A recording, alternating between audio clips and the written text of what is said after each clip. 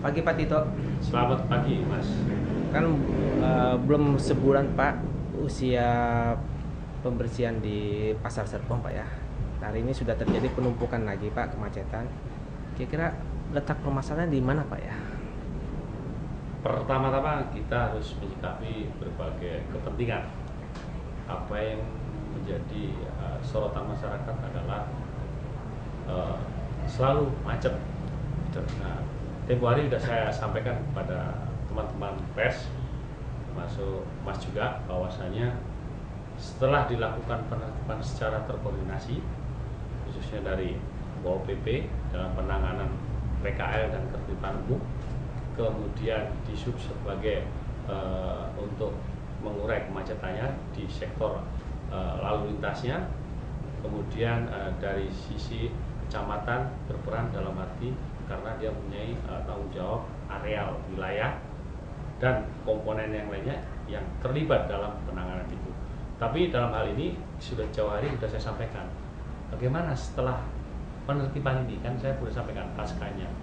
Kalau ini tetap tidak dilakukan secara terkoordinatif dan semua pihak termasuk masyarakat sendiri ataupun operator angkutan umum dan lain sebagainya tidak ada rasa kepedulian atau tidak ada rasa untuk membangun pansel, kayaknya ini perlu suatu penanganan yang lebih khusus lagi, lebih serius. Karena apa ya, kalau kami lihat, kami secara optimal dengan Pak Kadis, dengan jajaran lainnya dan jajaran sampai itu, kita tidak selalu berada di lintasan tersebut. Pertama, setelah pasca itu bagaimana? Pernah saya sampaikan waktu Mas melakukan dialog dengan kami. Nah, sekarang kan sudah terjadi Pak ya, kemacetan juga makin parah juga Pak.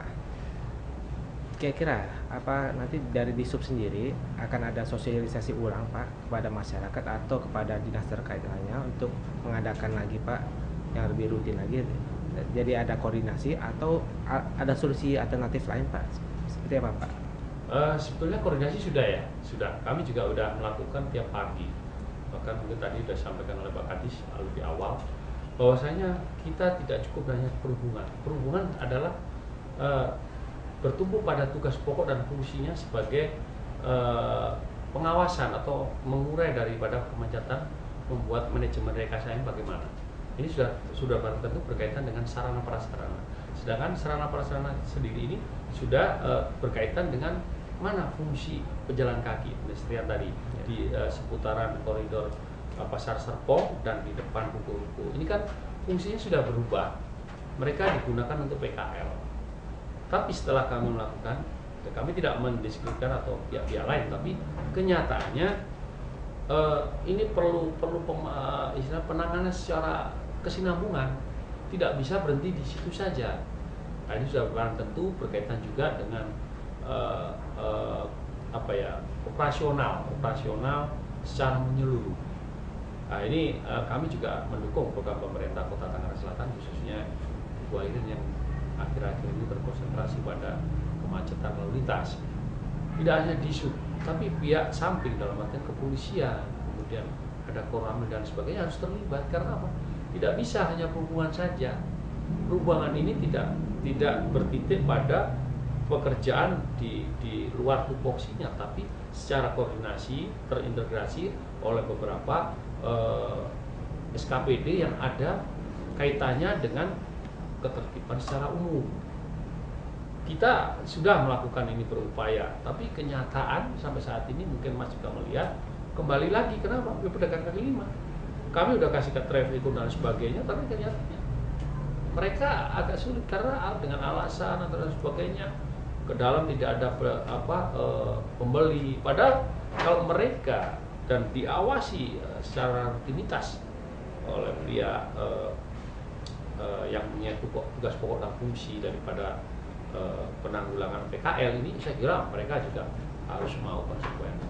Intinya harus dilakukan secara terkoordinasi. Kami sudah berupaya, kami sudah melakukan hal, bahkan masyarakat sudah acung jempol dan senang. Bahkan kami kemarin melakukan pengawalan di haji ke Pondok Cabe, sempat kami berbicara dan berbicara dengan orang-orang sekitar ya, kemudian ada orang ustadz, ada kiai yang memang tinggalnya di Serpong, bahkan pulang dengan saya satu mobil patwal itu berbicara sudah bagus, ternyata itu kan balik ke masyarakat, khususnya di pedagang kaki lima ini. Nah ini ada apa sebetulnya, kami juga nggak tahu. Ini memang perlu shock terapi, perlu secara koordinatif lagi, lebih efektif, lebih efisien untuk mulai di sini, karena ini sebentar lagi ada perlintasan sebidang kereta api yang kemungkinan besar akan berakhir 2012 ini double track. Iya. Begitu frekuensi keretanya cukup tinggi, Berarti kan risiko lebih besar, Pak. Risiko lebih besar, faktor keselamatan pejalan kaki, Ya. kendaraan umum maupun kendaraan pribadi maupun roda dua.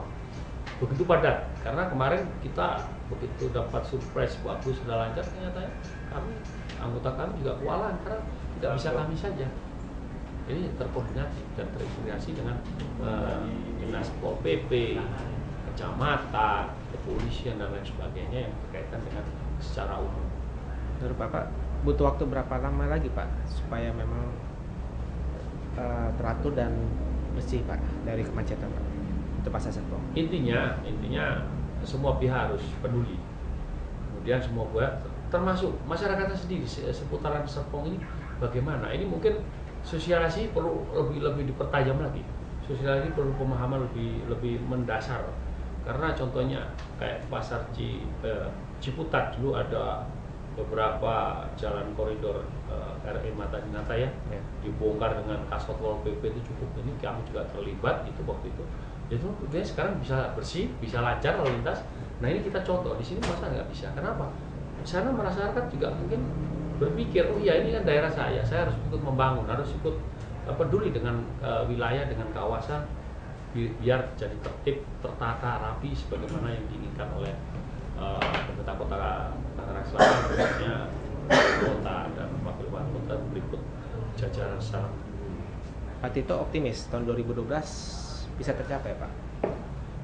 Kalau kami mempunyai keinginan itu selalu harus ada optimis dan harus ada greget, kemudian ada suatu keinginan untuk memenangi yang baik. Karena tanpa ada dukungan semua pihak itu kan tidak bisa.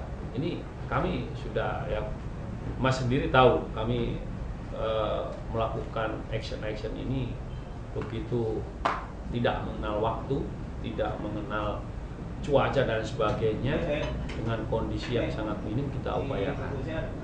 Nah ini mudah-mudahan kami juga sudah sering ya berdialog dengan tokoh-tokoh Jawara sekitar ini, kebetulan itu sebagian masih kenal dengan kami, mereka mendukung pada intinya, tapi berikan solusi bagaimana pedagang kaki lima ini bisa masuk ke dalam.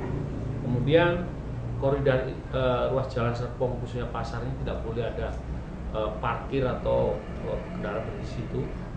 Kemudian kita harus memberikan larangan-larangan untuk perbaikan rambu-rambu, karena kalau tidak demikian mereka juga akan kembali ke situ, termasuk ketentuan yang mengenai masalah larangan PKL untuk mangkal di koridor pedestrian atau fungsi pejalan kaki trotoar ini.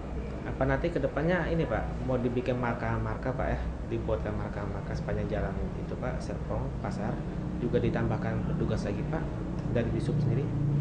Saya kira perlu keterlibatan antara Pol PP, Disub dan polisi maupun ya musikasi tempat ya, karena ini tidak bisa berbicara berhubungan saja, karena sudah kompleks, karena itu mau tidak mau, suka tidak suka harus secara koordinatif. Karena yakin dengan adanya mereka dilakukan pemahaman, dilakukan sosialisasi yang lebih akurat atau dalam artian lebih mendasar ketentuan dan aturan tentang norma-norma bagaimana pedagang kaki lima tidak boleh berjualan itu kan sudah jelas. Nah di sini sekarang sudah kembali lagi ke payung hukum tadi. Mudah-mudahan mereka juga paham dan ya memang tidak bisa semudah membalikkan telapak tangan, karena ini bukan mungkin udah berpuluh tahun, dan juga sejak saya di perhubungan zaman kabupaten juga udah agak sulit, karena ya itu tadi pengondisian ini sudah menjamur, sehingga kemarin begitu dinikah sudah menghilang, tapi begitu ada semacam kelengan ya, kelengan dalam artian kita memberikan semacam batasan-batasan, ternyata mereka masuk lagi. Kenapa sih, ini kurang tahu ini, apa memang ada hal yang tidak berkenan dari pedagangnya sendiri, atau memang pedagang enggan untuk masuk ke dalam pasar, padahal di area pasar di dalam itu masih memungkinkan lahan untuk mereka berjual, dan masyarakat juga akan menuju ke sana kalau pedagang kaki lima ini konsisten masuk ke dalam. Terus yang Bapak lihat mengenai disiplin petugas di sub sendiri di lapangannya bagaimana Pak? Khususnya di Pasar Serpong Pak. Saya kira masalah disiplin itu kembali kepada ketentuan aturan yang sudah ditetapkan oleh perhubungan, dan bagaimana anggota ini menyikapi. Memang dari sisi SDM saya kira tidak sama. Ini perlu pelatihan lagi supaya mereka paham tugas dan fungsinya masing-masing. Baik, terima kasih Pak Tito. Selamat pagi. Selamat pagi Mas.